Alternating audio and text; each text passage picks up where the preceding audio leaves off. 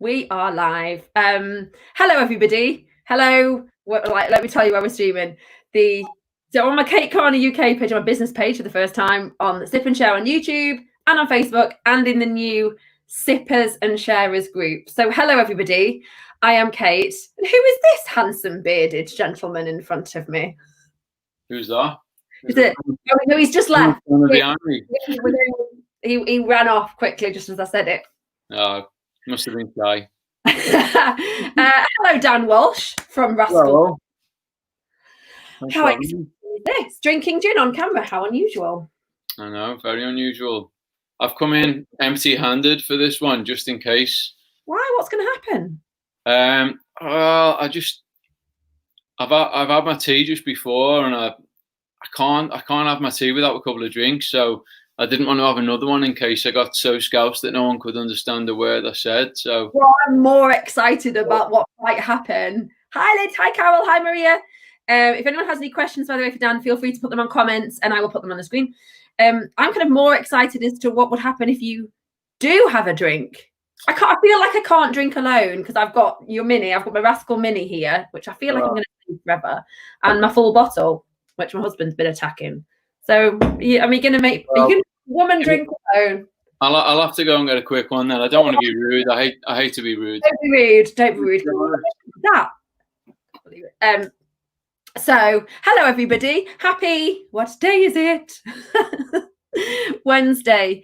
I can see on my phone, but not on laptop. How weird. Oh, I'm not alone. Hi, Maria. Good evening. Hi, Lorna. Loving it. Oh, God, that orange is frozen. It's been gone. Oh, look, I love seeing the back of Dan's, look at the back of his cupboard in the background. Does that look like that bottle? Does that look like a different gin he's got back there? No, I think that's Rascal. Look, I've got my new glasses, ladies. I'm so happy with them, and they are massive. So Dan's gone off to get a gin. Let's assume it's a gin. Who knows? This is the second Meet the Distiller interview. So we did Chris Smart from the Zoe Copper Distillery last week or 2 weeks ago. 2 weeks ago. Dan matched his bottle. Lorna, we should discuss this. Isn't it a beautiful glass? I love it. I'm so pleased. I'm really happy with it. It's really fine. Like, it's skinny at the top, which is what I like from a glass. We should discuss the man behind the brand and the kind of alignment between the hipster. It is a massive glass, Louise. Yes, it is. The vibe that I did have to rewatch part of it. Part of the live. What are you saying about me there, Kate? Are you slagging me off behind my back? No. What we were just discussing is we need to know. We were saying Dan matched his bottle, and I was just cringing slightly at remembering the live the other day and saying how I was grateful to you because you made me fancy my husband's 20% more because he held your Rascal gin in his hand. Look, are you off now? Are you drinking your own gin or someone else's? I'm indulging in my own nectar tonight. Very good. To do that. Well, good. So what are you having with it then? I am having a little slice of. It's a dead flexible one. You can have it with so many different things, but I'm having it with a little slice of grapefruit, and just I actually quite like the light tonic normally. If I'm pushed, I'm not a very sweet tooth personally. Yeah. I have no light, so I'll have the full. Going hardcore. Yeah. I'm just about to free pour. Then I feel that might be frowned upon, or is that kind of indulged in? Are we? I did a free pour. You know, there's no judgment here. My new glasses. We're professionals. It's just me, folks. The day I had, we need this. We need this. I've got Marlish Choice Tonics, and they said that this the Distiller's Choice one, is there. When I asked them for a light, like what would be their equivalent of Fever Tree Light, is this one. And I've worked with these guys. Oh no, no, like a child, I can't get my tonic open. Not that children drink tonic. No way. So hi, Dan from Rascal Gin. Hello. And hello everybody who is watching. Dan matches his bottle, Lorna. He does. What do we mean by that? Dan, tell you what, Dan, the Rascal man. Yeah. I'm really excited about drinking this. I look like every other bloke in the whole of the hipster wanker scene. It's got a vibe, hasn't it? There's a vibe, and I think what we found when I'll put the lid back on this baby. Oh, it's got a lot lighter. what we found is, yeah, you match this. So talk to us, introduce this gin for me, please, Dan. Introduce Rascal. So this is your chance. Tell us all. In terms of the branding, you've kind of called me out on the hipster thing, because you spot on, really. I mean, in terms of the aesthetic of it, I took a lot of inspiration from like craft beer logos and things like that. It was kind of bold and quite simple, and kind of forward, rather than say your more ornate traditional style gin branding that makes lots of reference to gin being an old drink and maybe having lots of floral design over it. I suppose this felt more on brand with what I was trying to do, a bit more straight to the point in a way. It does match you. You know, if we put the bottle, where is the camera, and Dan side by side, you feel like, I mean, your own advert, which works quite well, doesn't it? You should be holding this bottle of gin in your hand. I was worried, to be honest, about going for something that was so dark in colour, because you get, when you're on your own, like I've had a couple of people help me, one with branding and photos and stuff, but really it's just me. So which is great, but you end up you can get yourself into this ball of, well, what's right and what's wrong, and what will they think and what will they think. And one of the things that people mention is, like you mentioned when you reviewed it, does it look masculine? Oh, it looks really masculine, this. And I was it was brought to my attention. I just thought, let's make a bottle that looks sexy, that feels really good, that's tactile, that says kind of what it is and brings some personality, some uncompromised personality. But then when a few people said about the dark colour, oh, it's very masculine, maybe women won't like it. And obviously I haven't been living under a rock for the last 10 years or whatever. The women need to like it, otherwise. Oh, the women need to like it. Otherwise, you haven't got a business. So. And but I think what's interesting, so I think we can say the women do like it. Kirsty, like the bottle. Yes, we do. We all like the bottle. I think I'm going to be really interested. So just on the brand, I love the confidence associated with the minimalist. I know as a marketeer, love the bottle. We've got bottle love going on in the comment. Can you see the comments, Dan? No, sorry. Yeah. Do I click live? Oh yeah. Oh, now I can. Yeah. Hey, we're on. I'm in the room. He's in the room. He's here. Here's everybody. This bottle has a really, I guess, it got like a strong manly confidence about it. And it was, when my husband picked it up, it's kind of like, you hold it. Where's the camera there? You hold it like it's a solid bottle to hold. It's not a total fluke, honestly. There's no manly confidence coming from my end. There's a manly influence somewhere in your life, and you had a conversation with him about this bottle at some point, and it's worked its way on. But it's so hard in terms of a brand to go minimalistic, to actually rein it in and pull it back. Most people. It's such a fine line, isn't there, between being really minimal and people going, oh, that's really cool and that's confident and great, I'll pay for that, and going, oh, that looks a bit cheap, bit shit, bit, I don't know, a bit like there's something missing there, is there? It looks a bit plain. That's the kind of the line that the gamble you take, I suppose. But I was lucky. I had some good guidance from Adam Greasley at Cult Creative, who did the graphic design, helped me realize the aesthetic side of it. Well done for you and Adam, and well done to you on the taste. So let's talk about the taste, because one thing that did strike me when I take a sip, is that when I looked at the bottle, and obviously it's dark and it's got that manly vibe, and then I went, oh, let's read about this gin, passion fruit and red berries, and that kind of made me go, oh right, I was expecting a spice, like darker sort of. It's interesting you say that. For me, I suppose one of the big reference points in my time in gin, one of the biggest gins that was around in the early days that had a fruity vibe to it, was Brockman's. And I thought, in my head, I remember speaking to Adam, the designer at the time, when he was putting up with me being an absolute knobhead about the branding. And I was just saying, well, I want this kind of this dark. Yeah, I want it to be dark rather than light, and have this thing. And he was like, well, maybe the dark, but it's got to have synergy. His thing was, it's got to make sense with what's in the bottle in some way. And I was like, well, what about Brockman's? What about Brockman's? That's dead fruity, and everyone loves that, and it's black, it's dark. Yeah. And he was like, well, that's, it's got blackberry in, so it kind of ties in. So actually, the tone we went for was like an adaptation of the skin of a passion fruit. That kind of browny, purpley, unusual colour, and the Pantone just came out like a little bit darker and a little bit more to the brown. And the yellow print was meant to be symbolic of like the yellow inside of the passion fruit, really. But I see what you're doing there. Yeah, You're thinking about not too obvious now, but it's there. I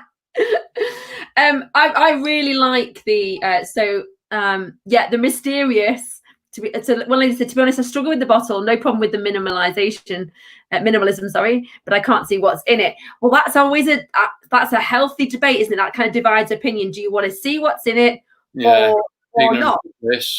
Yeah, whatever's in here. But I think the logo is beautiful. I think it stands really proud. It's nice and clean, and in terms of other your product range and merchandise and branding, and it will work lovely on a glass. I'm really happy with it, and the only two elements to it really. The butterfly was kind of symbolic for transformation of me taking a big gamble and discarding my previous career or previous jobs and just going out on a bit of a limb, really, to get into that. Tell us about that limb then. Tell us about how this all came about. The limbs, the tale of the limbs. Cheers to the tale. Okay. Yeah, exactly. Cheers to we're all here. Everyone is well, and the limbs. So I basically fell into it. I was into music and booze, I suppose, from quite a young age. Ended up tasting a lot of wine in France. I was lucky enough to have that opportunity when I was fairly young and meeting a lot of really cool people who got me into tasting and smelling and stuff like that. And then I was just playing music, playing in bands for many years. Then ended up teaching music in a college, blah, blah, blah, drinking a bit more. Balance out that sketchy career choice there. And gin wasn't really on the radar for all of those years. I was into whiskey, wines, all different stuff, but gin was something just in the background that had never really struck me. And then probably around 2012, 13, there was this influx of gins that came to light. Yeah. And it was just a flavor sensation. The diversity, the small batch kind of revolution really was on that. And I fell into getting involved in ginfestival.com, Gin Festival Limited events, being a bar supervisor there. And just before you know it, I was I just knew the 100 gins that were behind me on the bars and was loving it and loving the fact that I was just going to work for them and just making people happy, doing something really honest and simple, which at the time I'd no bullshit bureaucracy in the background that was rinsing the core of my soul, like it was when I went into the to do the teaching in the college. Right. So I was loving the simplicity, and I suppose just educating myself, getting stuck in really.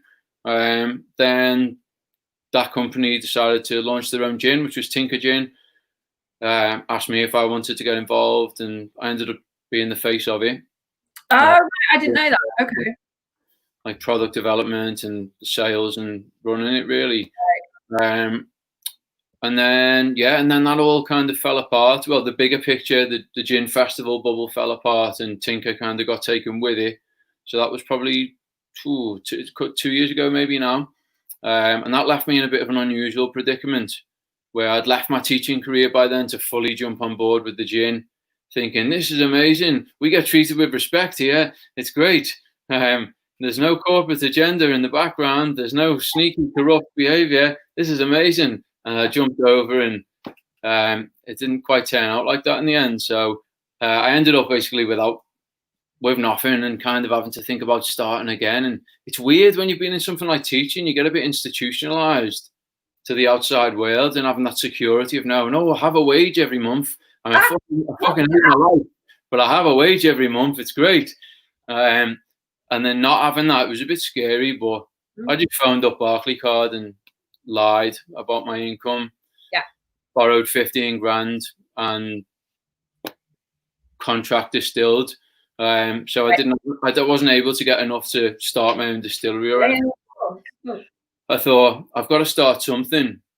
And all my recipes have been developed from just experiences on a little baby still, kind of, where's that camera? And then, so then I came up with that first one, and I thought I've got to go for it now, do it. So Langley's Distillery do the base distillation spirit for it. And then maybe one day I'll be able to do it all in house myself, but you've got to crawl before you climb, I suppose, haven't you? And like any business owner, loads of my clients have been through that journey of, hey, I was full-time employed and had a wage. I've not had a set wage for 14 years. So I don't remember that, or 13 years. I don't remember that feeling, but an inspiration. You're looking well for it. I know, 2022, I think, when it was. But going on that journey, that growth journey of landing on, and we've talked about the brand, and the brand being so strong is so important to work as a platform for you to grow from. And then from a flavor perspective, somebody's asked, were you involved in the flavor of Tinker? I don't know Tinker. I want to see. Yeah. So it was all you involved in that whole thing. And then, so when you decided how many rounds did you go through with the distillery to land on this flavor profile that you've got now in this first Rascal? How long did that take? When I did the Tinker stuff, that was actually what got me some of the connections with the distillery and bottling plant and stuff that probably gave me the confidence to approach them and say, hi, it's just me now on my own. I'm nobody. I'm just going to do a small amount that's not going to make you any money, but do you fancy it? And possibly without the previous Tinker connection with them, they might have just looked at me and thought, no, we don't fancy that. But yeah, how many? Oh, I don't know. I've got a lot of sample bottles, probably like 15, 20.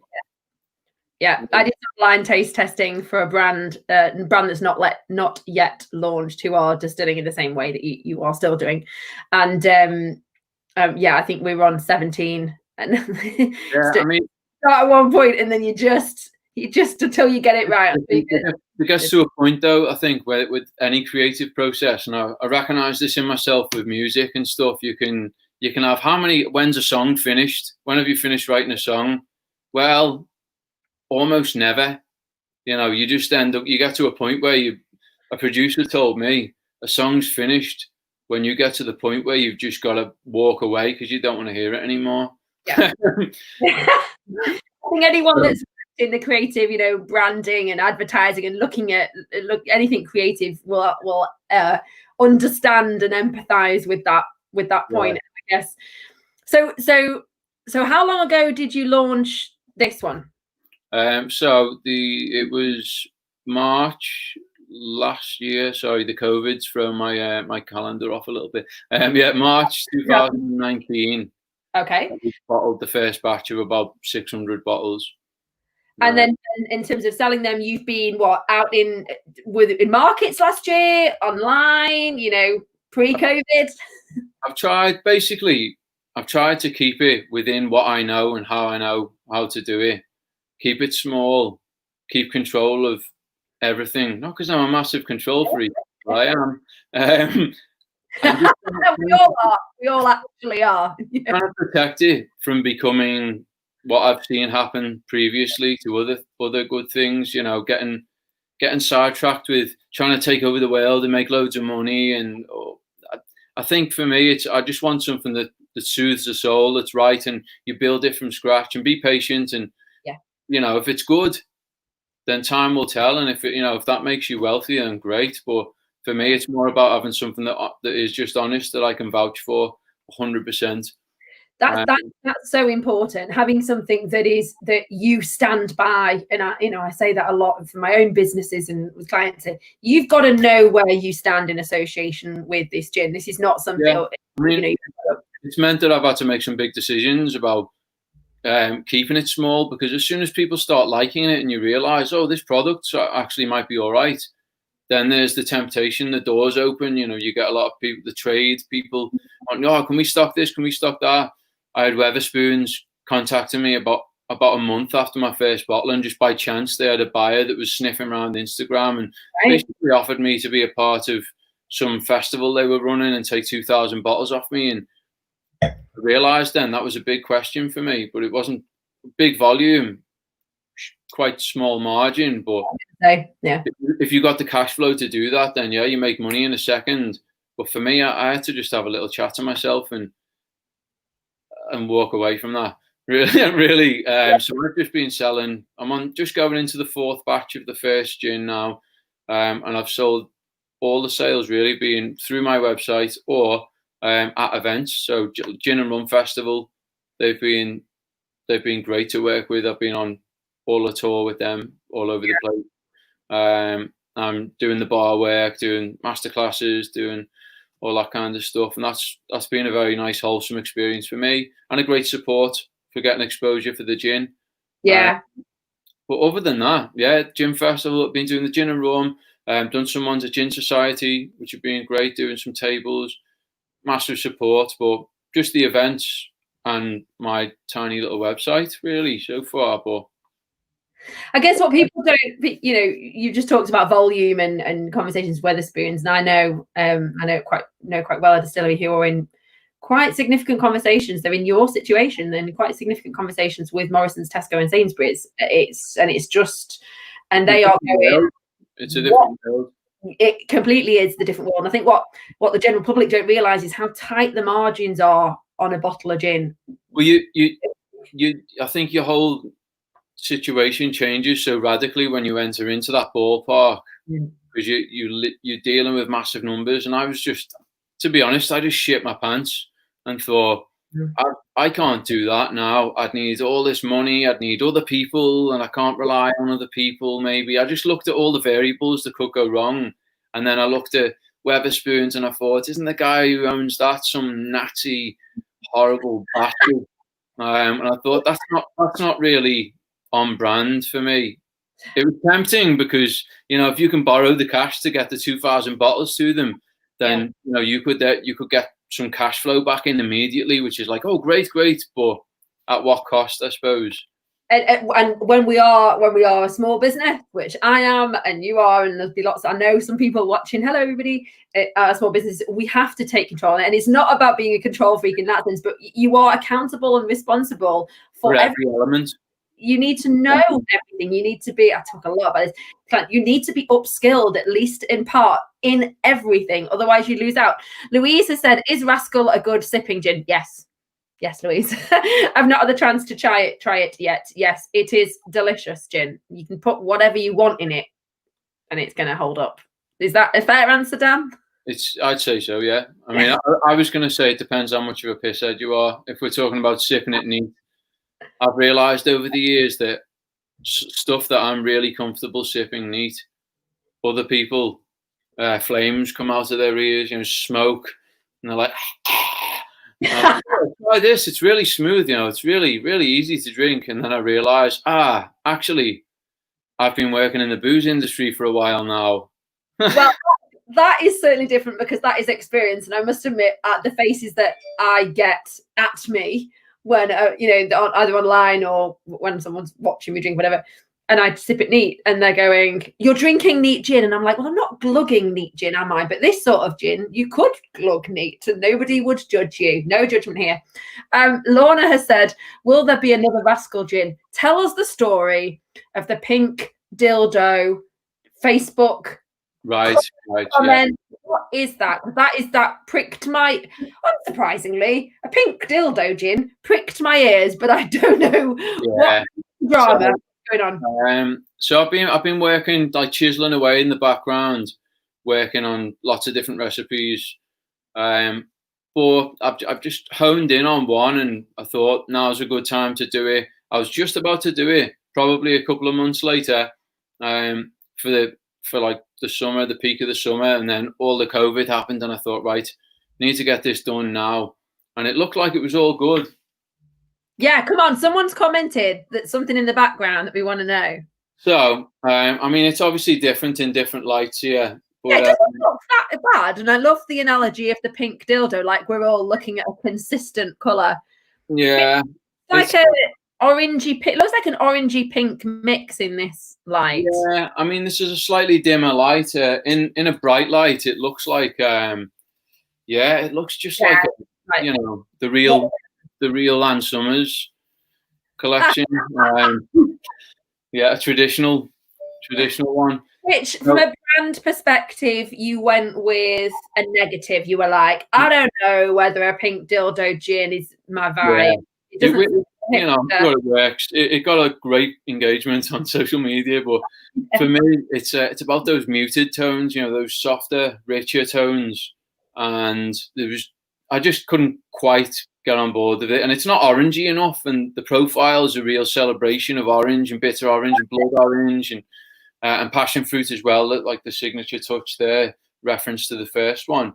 But yeah, so I'm hoping the good sample, the right one, will be coming through in the next week. But this this COVID is just it's disjointed. It's slowed everything down. So all of the little transitions in production that make things happen. So whatever, I've got my fingers crossed anyway. I'm working on it. I think again from a branding perspective, if you're not feeling it, even if everyone's loving a pink dildo and smashing out the likes all over Facebook, you are loving it, but are you really loving it? It's like it's fun. It's fun for a second, or maybe a bit longer, depending on your battery power. But you know, like for that longer lasting kind, is it a soulmate situation? Yeah. Well, I don't know. So, are you forever going to be that gin on my shelf that all I do is look at and take the piss and go, you look like a pink dildo gin, and therefore you're necessarily? We're going to get into analogies here of drinking the dildo, which I just feel is the wrong path. I don't feel my brand. Yeah, I wasn't going to take it that far, Kate. But I wasn't either. Kirsty said, "Can you still pre-order?" Yes, there's about 30 bottles, 20 or 30 bottles left to pre-order the Rascal number 2, which is essentially the difference is Rascal number 1, the original, the first blend, what we're drinking here, is 10 botanicals, citrus driven. It's the same 10 botanical base as Tinker Gin. Actually, I didn't steal it as such, but you know, life's a tapestry, isn't it? Like we evolve from experience, and so lots of lemon peel, lots of orange peel in that one, a bit less juniper, and I've used the same base for the new one. It's just the natural fruit extracts that are balanced over the top are different. So within the original Rascal first blend, you got passion fruit and raspberry, and then the new one is a little bit of passion fruit and blood orange as well, on top of those orange peels in the distillation. So it's vibrant. I'm into it. None of them have got any added sugar to them at all, which is kind of a thing that I'm into on brand. I think there's enough people out there. It's a big industry. There's enough people out there doing all the liqueurs and the sweetest. I haven't got a sweet tooth, so as I said before, if you're not on board with it yourself and you are the brand, it's not going to work, is it? You've got to kind of be on board with it, haven't you? Otherwise, how can you expect anyone else to be, in a way?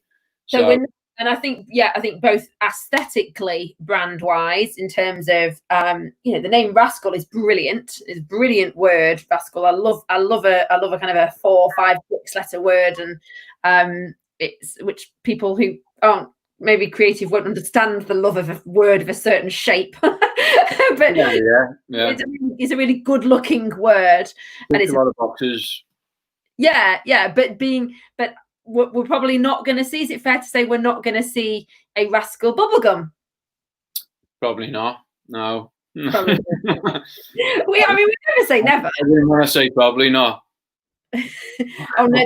This launching a Rascal bubblegum range, and I've just ruined it for him. No, you might get something that's towards the pink fruit at one point, but yeah, we'll see. And part of this process is you figuring it out. You're the connoisseur, you're the ambassador, you're the master distiller in this example of making those choices on behalf of your audience. And I think what I didn't know about Rascal Gin. You've obviously got a following. There's a clear Liverpudlian thing in the events and Tinker, which I don't know about. I've got to get on, find out all these things. But you've obviously got that audience, and they know you, and they finding that flavor profile that fits with Rascal and fits with you and is aligned to the brand moving forward is something that only you can decide. The people know what to expect. We're starting to get to a point where people know what to expect from a Rascal Gin. We're demonstrating the first one, and you're going to demonstrate it with a not pink dildo, the orange. Yeah, burnt orange dildo. Yeah. So right? Should I have another one, or is that dangerous? It's your show, right? Well, that's an easy answer then. Lorna, it will never get old. Let's put that on screen. It will never get old hearing a gin referred to as a pink dildo. Well, Lorna, you know some of my reviews, and I use words that not many people do. I can't wait to do this. Can't wait to use this when I teach alcoholic beverages to my students next term. Watch this space. Lorna, you are welcome to use the YouTube link as a reference point to talking about spirits. That's fine by me. So what's been the challenge over the past year? So March 2019, you launched the first batch of the first type. What's been the thing that's been like the fucking headache or the big problem? Carol's on a second. Carol, I free poured another in my sip and share glass. It is Wednesday night after all. Yeah. Friday. There's so many elements, as we said before, when you're doing it kind of all in one head. So many elements, so many new elements as well. Even though I was experienced with some of the aspects of production with Tinker. Probably, if I had to summarize, it's probably money, isn't it? Like, it's a dead boring one, but in a way, you can, if you've got money and you've got cash flow, you can stuff that's stressing you out. You can kind of just get people to do that, I suppose. In theory, I've heard about this. I've heard about this rumor that is money choices. But on the other hand, maybe that's a blessing in disguise for me, because it's meant that I've had to go through the learning process myself, through every element of it, and take the hits along the way. So in a way, I've got all that knowledge now, and I know I've had all the kicks in the bollocks along the way, and we learn from that stuff. So yeah, I don't know. Yeah. Every decision really counts when you are watching the money associated with it, and that actually doesn't matter whether you've got money or not. When you're watching it and you're thinking about it commercially. Oh, David has said, just ordered a bottle of number 2. Oh yes, David, nice one. Nice one, David. Well done. Thank you kindly. I don't know why I'm thanking you, but thank you on behalf of Rascal. Thank you. As an ambassador of the brand. He'll be with you in July. Yeah, you got to wait a little bit. But when whether you've got money or not, when you're watching the money and you're refusing to spend it, every decision counts. There's one thing associated with the brand, and getting it right, but then there's other things about, if a batch fucks up or the bottles are ruined, or you can't. There's certain things I've had all of this. Yes. What's that you say, Kate? Batch 1? Oh, just sunk every penny that you've got your hands on into starting a new project.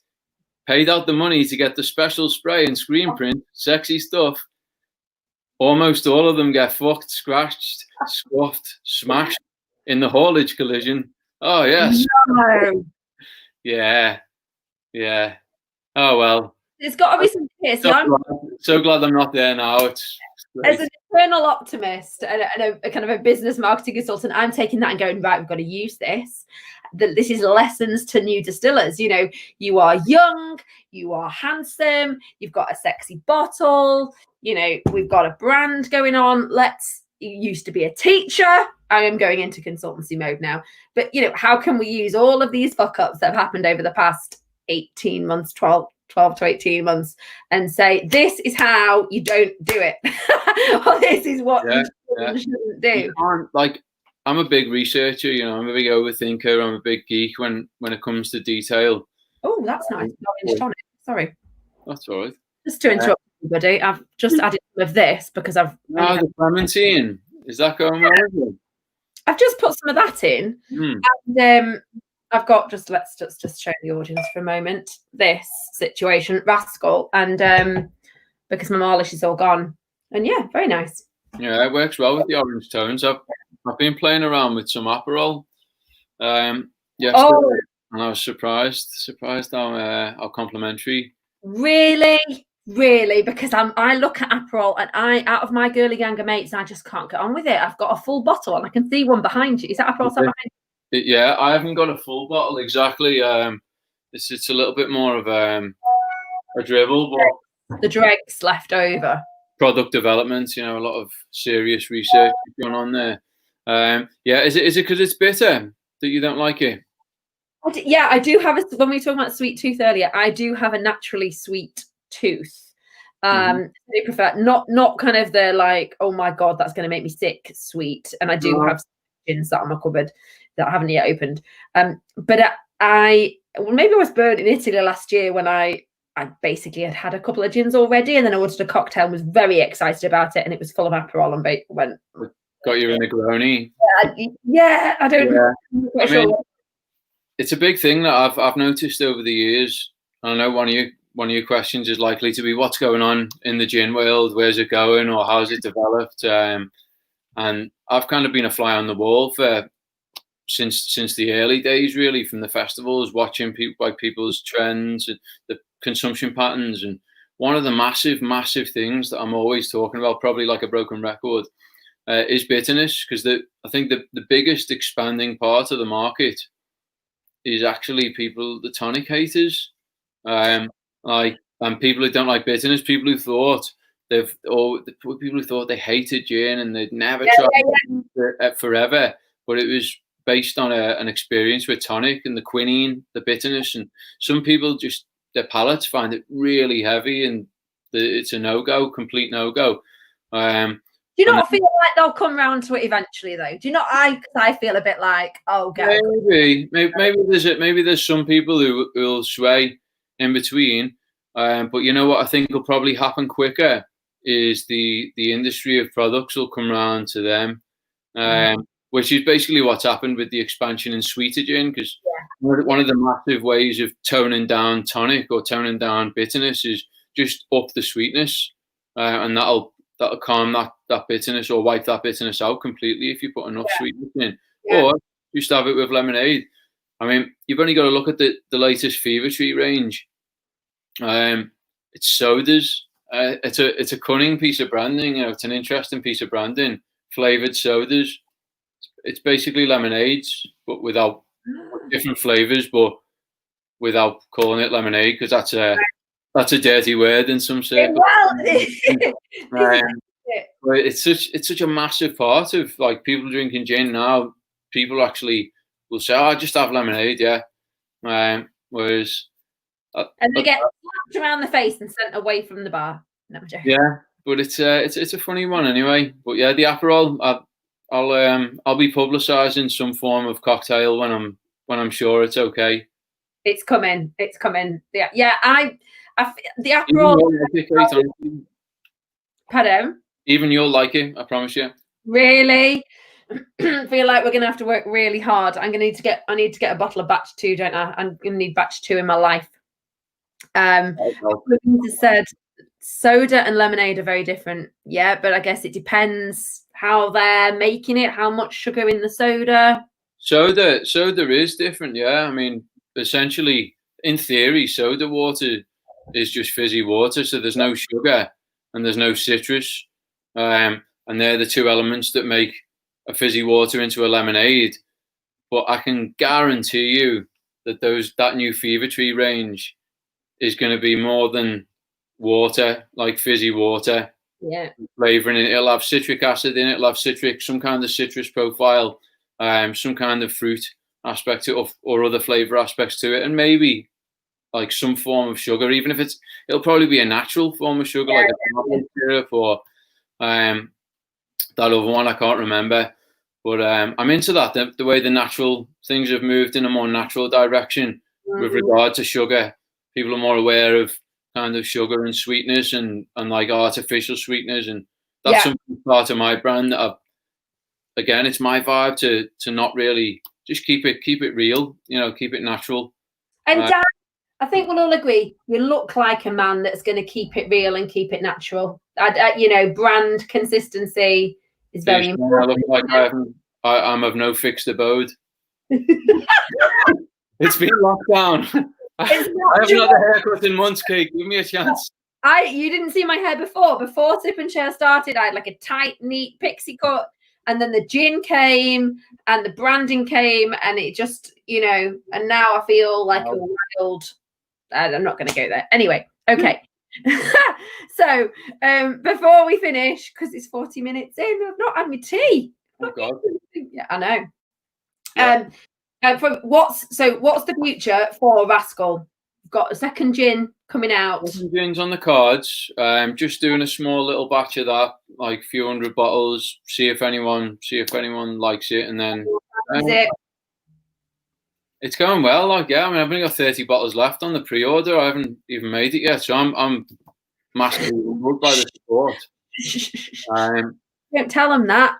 Don't tell them it's not made yet. It's sat there bottled, waiting for you to collect. Oh, I mean, it's made, but it's not in the bottle. Yeah, it's not going to come in a pink dildo. So I've had to wait for the bottling part. But no, I suppose the idea for me is just to continue trying to build, be patient, and build a small, like, loyal following organically. Hopefully pay my bills along the way and just see what happens, really. Rascal is it right to say that Rascal is the thing you're doing now? Have we got other side hustles, or is this your thing? Certainly since COVID, there's no events. Like when before the COVID, I'd do Rascals would be my main thing, but I'd also be doing some work for Gin and Rum Festival on the bars as well. So kind of be a bit of a balance, a bit of a mutual ground of I do some work for them, and we get to get some exposure for the brand as well. So and then go home and then do Rascal kind of at home. But it's just been full Rascal, I suppose, since lockdown anyway. Louise is saying, are Rascal doing any virtual tastings or cocktail classes? I've got a lot of time on my hands at the minute, so I am doing a lot of cocktail development. So there might be a virtual cocktail class with everyone that's bought number 2. Yeah, very possible. There'll be stuff coming up on the Rascal page. Virtual tastings, I think I may be back on the Prosecco and Gin platform at some point with the new Rascal, but yeah, who knows? There'll be things. I'll be around, hopefully. There's like an air of mystery around this. Thea's noticed that there's an air of mystery around this. I think what we're saying is it's fluid. Stuff's coming up all the time. Stuff's changing. It's transient. Oh, Danny, have you bought number 1 or number 2?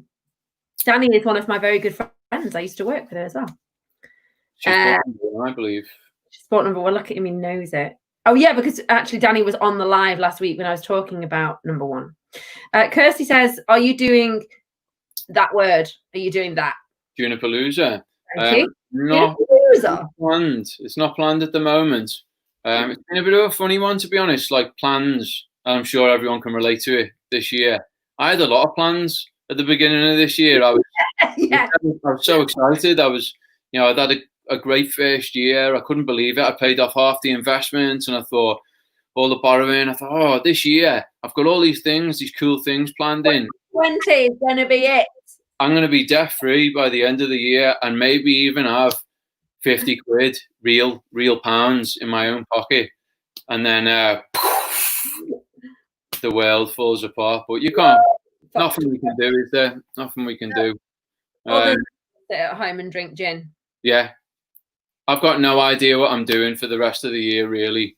I've got lots of things in my calendar every day that pop up going, oh, you should be here. You should be doing this event. You should be doing this event.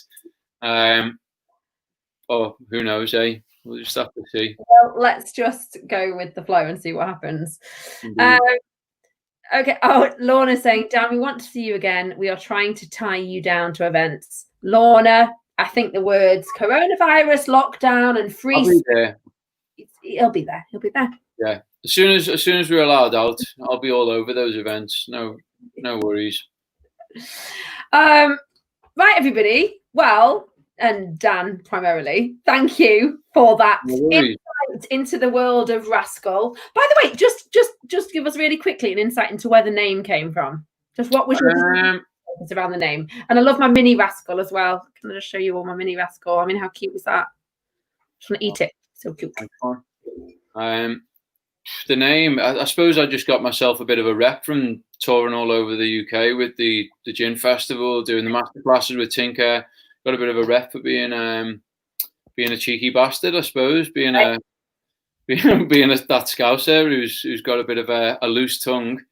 So I was thinking, Tinker, if only I could do something like that, but just like that, like that, but not.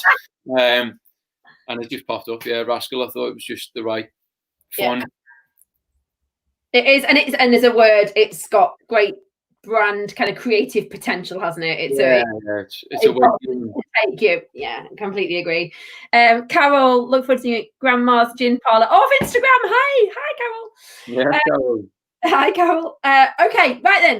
Well, thank you, Dan, so much for giving us that bit of insight. Thank you from the organizer. Hi, Kirsty. Yeah.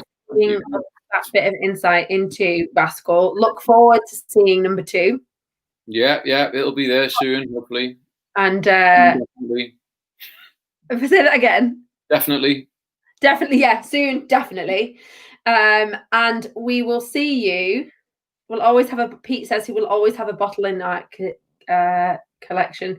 Louise, thank you so much, Kate, for publishing your page on CGC. I don't know what CGC is. Probably one of my own pages. I don't know what I'm talking about. Oh, Craft Gin Club. Oh yeah, I think I referenced it once on Craft Gin Club. Our pleasure, Louise. That's what we're here for. Right, I better go and have my tea. Thanks, Dan. And I will speak to you soon. Thanks everybody for getting involved and your questions. It was good fun. Thanks for having me. No worries. Right, we will close down this live. Thanks everybody. See you soon. Bye.